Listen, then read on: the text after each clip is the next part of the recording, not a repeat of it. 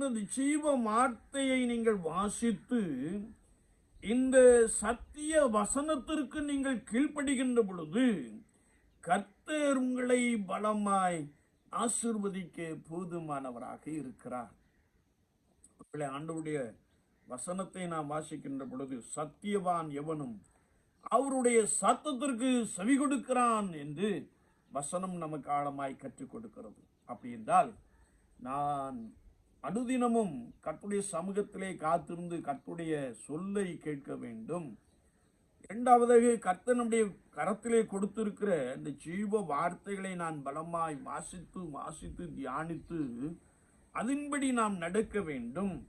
இந்த சத்திய வசனத்திற்கு நாம் கீழ்ப்படுகின்ற பொழுது ஆண்டவர் நம்மை அவருடைய வழிகளிலே மிக சிறப்பாக நடத்திவிட போதுமானவராக இருக்கிறார்.